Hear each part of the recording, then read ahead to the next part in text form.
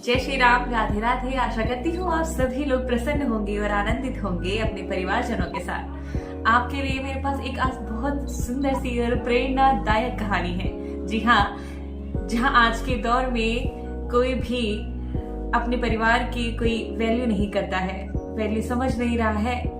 माँ बाप क्या चीज है, किसी चीज को मानने के लिए तैयार नहीं है। हमारे जितने भी मूलता जो जड़ से जुड़े हुए रिश्ते हैं उनको अपनाने के लिए तैयार नहीं है और उनकी वैल्यू तो बिल्कुल भी नहीं करता है। वही एक इसी टाइम की बात है और ये मेरा खुद का अनुभव है।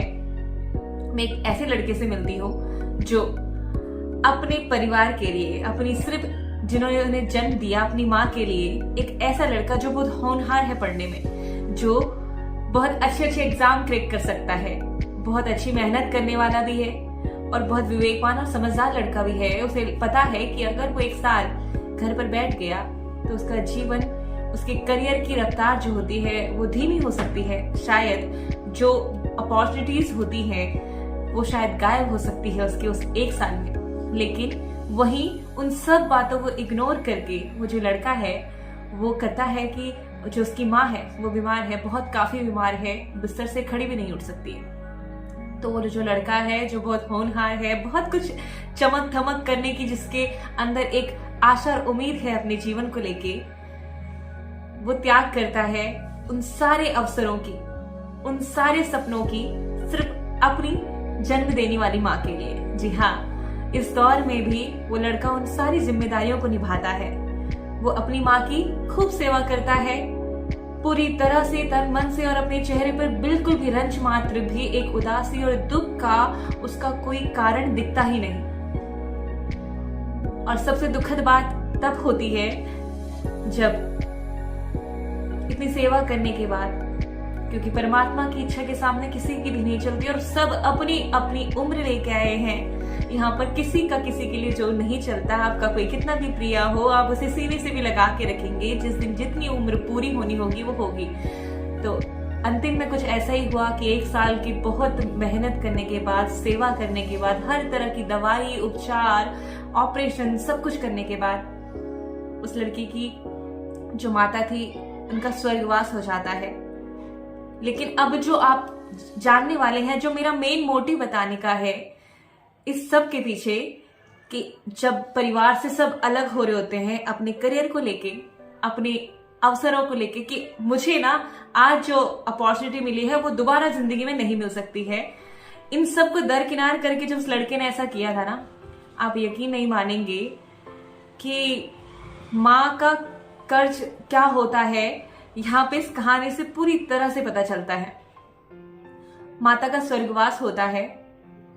अब दुखी तो मन है ही, लेकिन लड़के के साथ क्या होता है कि एक साल से जिसने हर चीज का त्याग कर दिया था, जो सोचता ही नहीं था कि उसके साथ कुछ अच्छा होगा या उसे अच्छा अवसर मिले, उसके मन में सिर्फ एक ही धुन थी कि मेरी माँ उठ जाए बिस्तर से, मेरी माँ ठीक हो जाए तो सब कुछ ठीक है, सब कुछ कर लूंगा, सब कुछ मिल जाएगा। और यही सोच, जो सत्कर्म की बात हम बार बार करते हैं ना, तो सत्कर्म यहीं से शुरू होते हैं, अपने परिवार और अपने समाज से ही उठ के सत्कर्म शुरू होते हैं। जी हाँ, आज उस लड़के की माता उसके साथ भले ही ना हो, लेकिन आशीर्वाद के रूप में आज उस लड़के का जो करियर है, उसकी माता की स्वर्गवास के 1 महीने के अंदर ही ऐसा चमक गया कि लोग सालों भर मेहनत करते हैं तब जाके उस अवसर पे पहुंचते हैं। आज वो लड़का एक बहुत अच्छी कंपनी में, उसने सिर्फ रिज्यूमे डाला था और बहुत अच्छी कंपनी में आज लाखों के पैकेज पर उसने अपने करियर की शुरुआत की है। जी हाँ, जो बिल्कुल डेड पड़ चुका था ना जो करियर, वो हजारों से शुरू नहीं हुआ है, आज वो लाखों से जाके शुरू हुआ है, जो शायद आज के दौर की जरूरत भी बनती है। जी हाँ, तो इस कहानी से हमें क्या सीखने को मिलता है पता है? सबसे पहली जो मेरे को लगता है, और मैं आप सभी के सामने जो मेरा साझा करने का कारण है, कि हमें कभी भी अपने मूल से नहीं हटना चाहिए। हमें अपनी जड़ों में ना, कभी भी जब कोई भी पौधा, अगर उसकी जड़ ही मजबूत नहीं होगी तो वो कैसे पनपेगा, वो कैसे सरवाइव कर देगा। तो जी हाँ, अपनी जड़ों से जुड़े रहिए, अपने परिवार से जुड़े रहिए। अवसर हैं बहुत सारे करियर अवसर आएंगे, बहुत सारी ऐसी सीढ़ियां आएंगी जहां पे आपको चढ़ने के लिए मिलेगा, जहां पे आप एक शिखर पे भी पहुंच जाएंगे। लेकिन अगर शिखर पे अकेले हुए तो बिल्कुल भी आनंद नहीं आएगा ना। और सत्कर्म की जिसकी हम बात करते हैं वो कहाँ से शुरू करना है? हम भूल रहे हैं कि हम ऐसे ही पृथ्वी पर नहीं आए हैं। हमारे माँ बाप हैं, हमारे भाई बहन हैं। अगर हम वहीं से सब कुछ खत्म कर रहे हैं ना, वहां पे ही रिश्ते नहीं निभा रहे हैं, तो आपको क्या लगता है क्या आप किसी कंपनी के एम्प्लॉय बनने लायक हैं? क्या आप बिजनेसमैन बनने लायक हैं? बिल्कुल भी नहीं।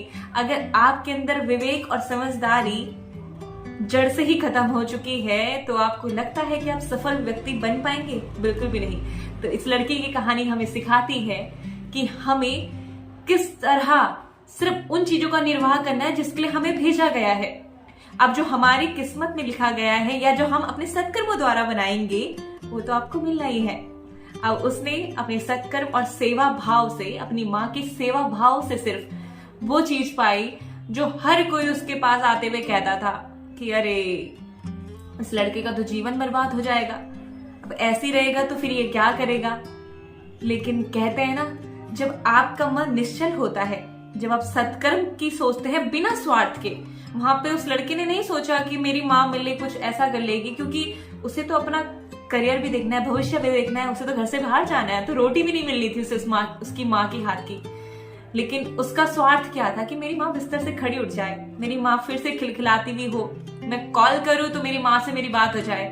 सिर्फ इतना ही स्वार्थ था। और ये निस्वार्थ भाव से उसका सेवा करना उसको सफलता दे गया अंतिम में। ये दुखद है कि माँ का ना होना, माँ का एक जो किसी के लिए भी माँ का ना होना, शायद हमारी माँ बूढ़ी भी हो जाए तो हम कभी भी नहीं चाहेंगे कि वो हमसे दूर हो। लेकिन ये एक लॉस तो है। लेकिन उनका आशीर्वाद आपको क्या लगता है सिर्फ इसी करियर की इसकी शुरुआत तक रहेगा? जी नहीं। वो लड़का जहां भी होगा, जीवन में जिस भी छोर पे होगा ना, वो आशीर्वाद हमेशा काम करेगा। और यकीन मानिए ये एक सच्चा अनुभव है। मैंने आपको बहुत सच्ची घटना वाली सच्ची कहानी बताई है। और अगर आप इससे कुछ सीखते हैं, आपको अगर कुछ सीखने के लिए मिला है, तो अपने परिवार से जुड़े रहिए। सब कुछ आते जाएंगे, अवसर मिलते रहते हैं, छूटते रहते हैं। आपको बड़ा बनना होगा, उस परमात्मा ने अगर आपको इतनी भागदौड़ देनी होगी और आप मेहनत करने वाले हैं, कर्मठ हैं, तो चिंता मत करिए। सबके लिए सब निश्चित हो चुका है। सत्कर्म करते रहिए और अपनी जड़ों से जुड़े रहिए, आनंद में रहिए, प्रसन्नता के साथ रहिए। जय श्री राम, राधे राधे। और आपको ये कहानी पसंद आई है तो जरूर कमेंट करके बताइएगा कि आपको कैसा लगा।